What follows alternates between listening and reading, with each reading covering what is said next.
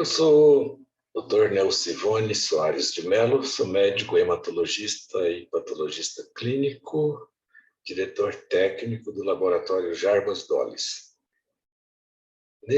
Neste momento em que nós estamos realizando a CIPAT 2021 da nossa empresa, focada na saúde, na segurança e na prevenção, nós queremos conversar aqui com vocês um pouco sobre as infecções sexualmente transmissíveis.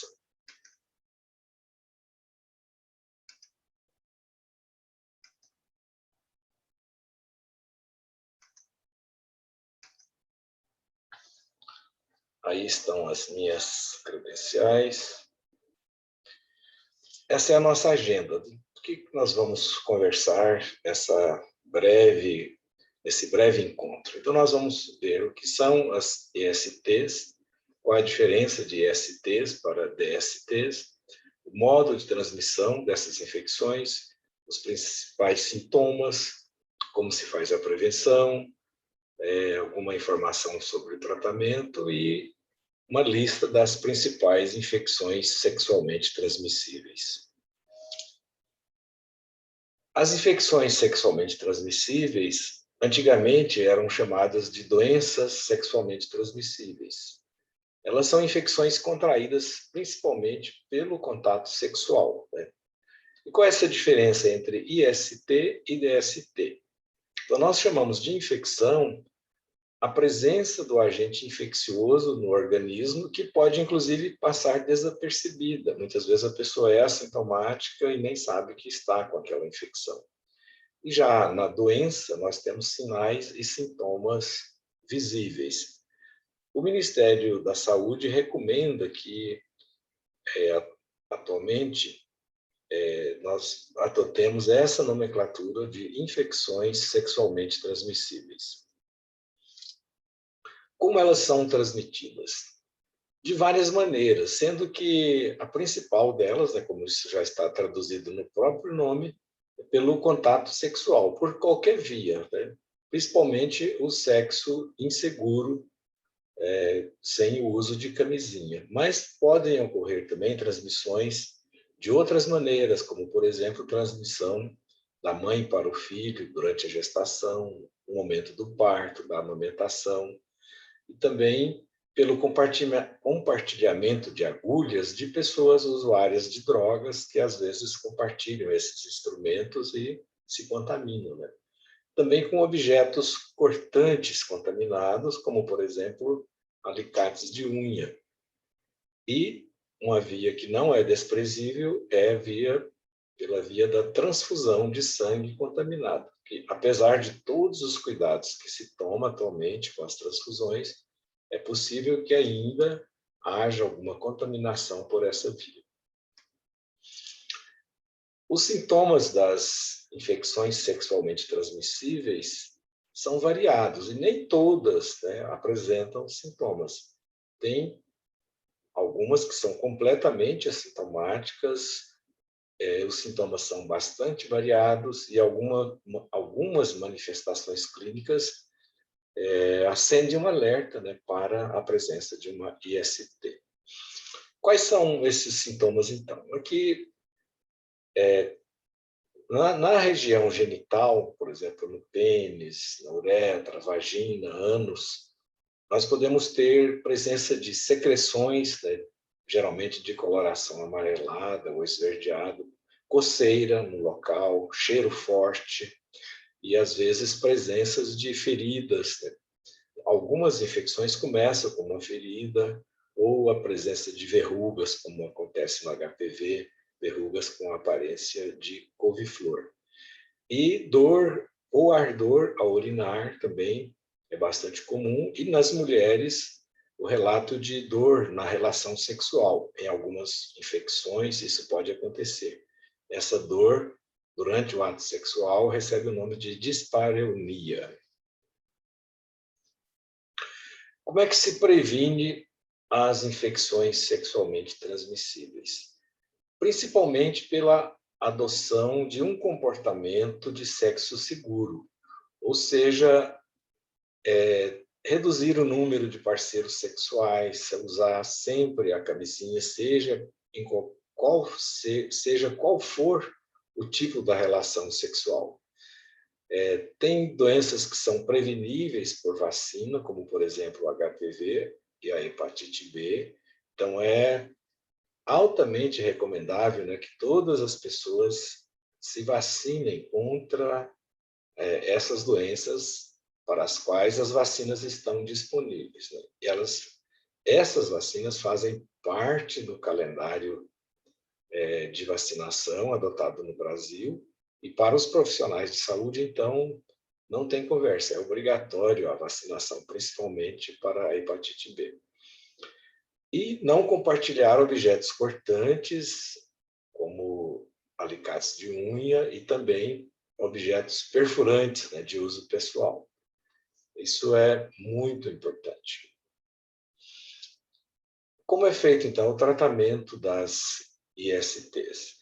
O tratamento é variável porque ele depende de qual é o agente infeccioso que está provocando aquela infecção.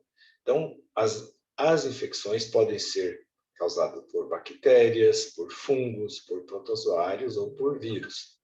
Algumas delas são curáveis e outras não são. Muito importante, né?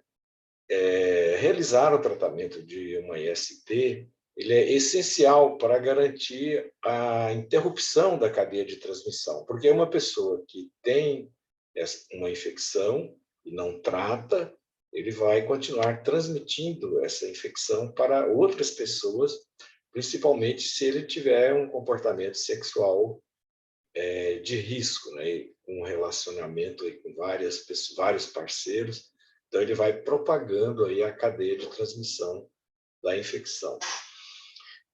E outra coisa muito importante, que é quando uma pessoa descobre que ele é portador de uma infecção, é importante ele avisar o seu parceiro sexual sobre o problema, para que ele também busque um tratamento especializado.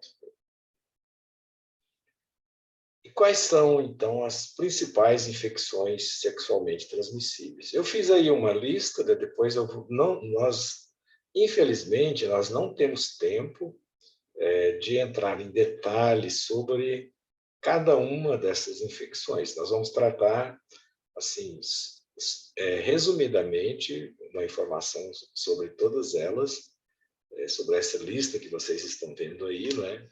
A AIDS, plenorragia, cancro mole, candidíase, clamídia trachomatis, gardnerella vaginalis, hepatite B, herpes genital, HPV, linfogranuloma venéreo, micoplasma hominis, sífilis, tricomoníase, ureaplasma. Eu coloquei essa lista aqui em ordem alfabética para facilitar aqui a leitura. Entretanto, na tabela seguinte, eu fiz uma classificação de acordo com o agente infeccioso, se é bactéria, fungo, vírus ou protozoário. Então, aqui nós temos uma tabela com as infecções causadas por bactérias. Vocês vejam aqui uma imagem, né, mostrando ou a imagem no microscópio, como na plenorragia aqui, ou a lesão que aparece na genitália, tanto masculina quanto feminina. Então, nós temos aqui a lista. As doenças, né? Quais são as doenças, qual é o agente infeccioso, como é feito o diagnóstico e o tratamento. Também não entrei em detalhe, porque quem está com uma infecção, ele tem que procurar o médico especializado e fazer o diagnóstico e depois o tratamento. Então, antibióticos, eles só podem ser usados com prescrição médica, né? Por isso que eu não citei aqui os nomes dos antibióticos, porque não seria prático, vamos dizer assim, né? Então, vocês vejam aqui, a plenorragia causada pela Neisseria, como é que se faz o diagnóstico, né? Fazendo exames das secreções, seja bacterioscopia, citologia, cultura, ou a detecção por PCR. Cancro mole, causado pelo hemófilos, como se faz o diagnóstico, pela bacterioscopia, cultura, pela citologia. A clamídia, né? Nós temos duas infecções por clamídia. A clamídia trachomatis, que provoca uma infecção na região pélvica e nos genitais, né? E temos a outra clamídia que provoca o granuloma venéreo, que é dos sorotipos L1, L3, que eles começam com uma feridinha na pele e depois invadem os gânglios, né? E mais tarde esses gânglios podem sofrer uma ulceração e drenar pus aqui na região inguinal, tanto do homem quanto da mulher. Então, nós temos aqui a lista, né, com o nome da doença, o nome do agente infeccioso, como é feito o diagnóstico e como é feito o tratamento.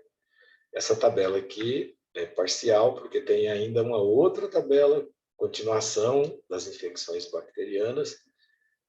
Então, infecção genital, né, pelo Mycoplasma genitalium, pelo Mycoplasma hominis, a sífilis, né, que é causada pelo Treponema pálido, e outras infecções causadas por ureaplasma urealítico e ureaplasma parvo.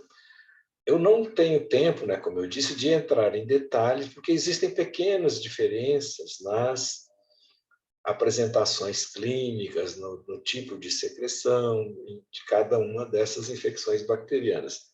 Eu vou destacar aqui, vou voltar um slide e destacar. A infecção por Gardnerella vaginalis, ela provoca uma secreção com um odor muito forte na mulher, um odor de peixe podre, né? E é uma bactéria que é facilmente diagnosticável. Já no consultório, o médico desconfia pelo cheiro daquela secreção. Então, ele vai solicitar ou uma bacterioscopia, citologia, pode fazer cultura ou a detecção por PCR. Vocês vejam que o diagnóstico molecular, hoje, ele pode ser feito em quase todas as elas. Veja aqui, por exemplo, a blenorragia, né? Detecção da Neisseria por PCR, a Gardnerella vaginalis, a clamídia. Então, é uma metodologia que está devagarinho, ela está substituindo os métodos tradicionais, como a bacterioscopia e a cultura. Muitas dessas bactérias são de difícil cultivo em laboratório, então a cultura não é muito resolutiva, né? Por isso que a PCR vem ganhando esse espaço. A mesma coisa aqui nos micoplasmas, todos eles podem ser detectados por PCR e o treponema também, o causador da sífilis.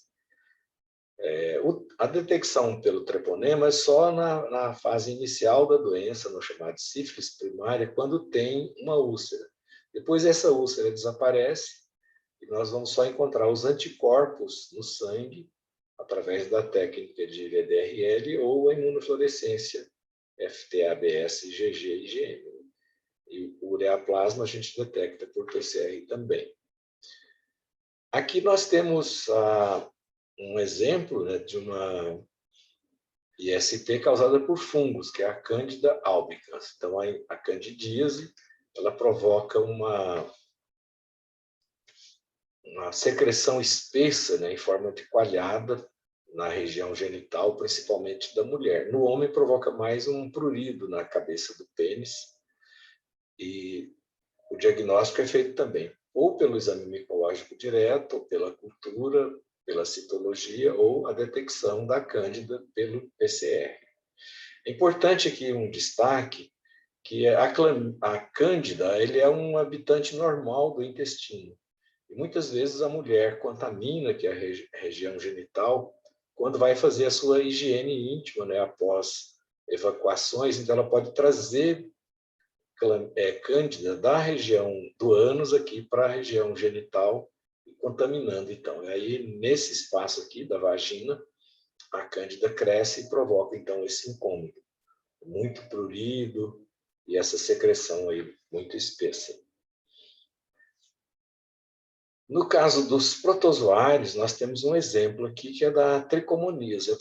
A tricomonas vaginalis é um parasita também intestinal que pode eventualmente migrar aqui para a região vaginal. Então, é raro você encontrar tricomoníase no homem, principalmente na mulher, em função dessa proximidade aqui do ânus com a vagina, provoca, então, o aparecimento da tricomoníase.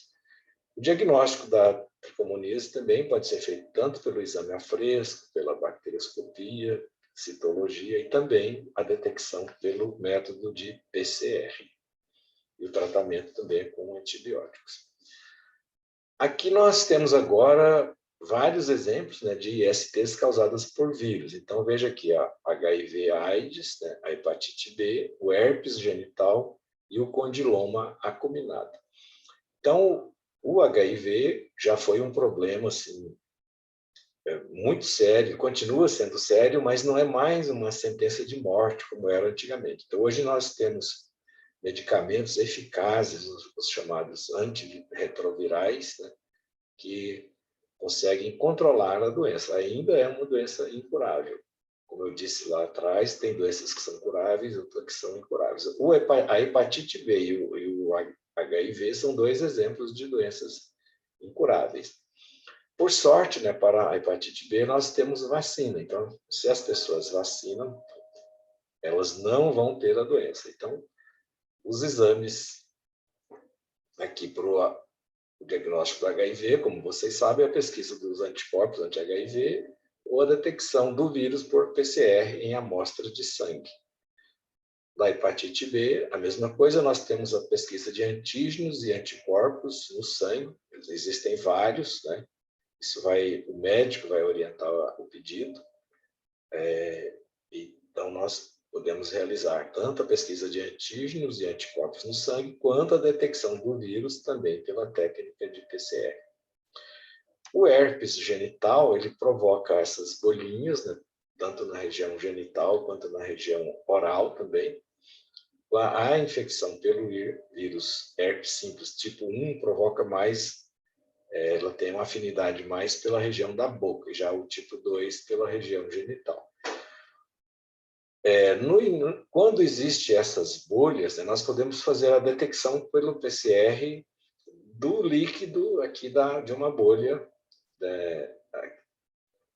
da doença, né? Mas fora dessa fase aqui de presença das bolhas ou vesículas, nós vamos pesquisar anticorpos no sangue. E o tratamento também é com antivirais. Agora vamos falar um pouco sobre o papiloma vírus humano, que é o causador do chamado condiloma acuminado. Então, no homem, o papiloma provoca verrugas, né, na região genital, no pênis, né, no escroto, na região perianal. Então, são lesões chamadas crista de galo. Na mulher, na maioria das vezes, a infecção é invisível, ela fica lá no colo do útero, e essa lesão, se não for diagnosticada e tratada, ela vai progredindo até provocar, né, o aparecimento do câncer do colo do útero. Então, é uma doença altamente prevenível, tanto pela vacinação, né, quanto pelo tratamento precoce das lesões. Quando a lesão é muito pequenininha, o médico simplesmente remove aquela lesão, e removendo a lesão, você removeu a doença. Então, ela não progride. Mas, se não cuidar, né, ela vai chegar até o aparecimento do câncer do colo do útero. Então, aqui nós temos um exemplo de um câncer relacionado a um vírus para o qual existe uma vacina, né? Isso seria o mundo ideal para todos os cânceres, né, que são relacionados a esses agentes infecciosos. E demora muito tempo, né, da evolução de uma lesão inicial até o aparecimento do câncer. Muitas vezes décadas para essa evolução. Daí, né, a importância do chamado exame preventivo, né, que a mulher deve realizar periodicamente, né, para profilaxia do câncer do colo uterino. E não, principalmente, vacinar as meninas. Se você vacina as meninas e os meninos hoje, então praticamente nós vamos, no futuro, erradicar, né, a infecção pelo papiloma vírus humano. vocês viram que praticamente quase todas as infecções podem ser diagnosticadas pela técnica de PCR. Então, para oferecer, né, um produto assim prático e que resolve muitos problemas, foi criado então esse chamado painel IST, que ele pesquisa esses agentes aqui, ó, Chlamydia trachomatis, o Mycoplasma genitalium, o Mycoplasma hominis, a Neisseria, né, a Trichomonas, Ureaplasma parvo e o Ureaplasma urealítico. E também com uma outra vantagem, que esse painel IST pode ser feito em secreções, né, das lesões ali, secreção uretral, secreção vaginal, ou na urina, numa amostra de urina você pode detectar. Agora, além desse painel IST, cada agente desse pode ser pesquisado em separado. Então, eu posso fazer uma detecção da clamídia ou da Neisseria. E existem também combinações. Então, a combinação de Neisseria com clamídia, por exemplo, que elas costumam estar juntas. Isso aqui, então, é para facilitar, né, e oferecer para os nossos pacientes um produto bastante interessante, porque você tem a possibilidade de fazer um diagnóstico assertivo, né? Muitas vezes, pelos sintomas, fica difícil você saber qual infecção é Mycoplasma hominis ou é Ureaplasma parvo, né? Então, você fazendo o painel, você vai, seja qualquer um deles, você vai fazer o diagnóstico. Então, muito interessante esse teste. É isso que eu teria para dizer para vocês. Espero ter sido útil e aqui estão os meus contatos. Qualquer coisa, estamos à disposição de vocês. Muitíssimo obrigado. Vou parar aqui de compartilhar e dizer que nós estamos muito felizes, né, com a realização dessa CIPAT. Eu tenho assistido todas as aulas dos meus colegas aí e estou aprendendo também. E, mais uma vez, então, muito obrigado e estou aqui à disposição.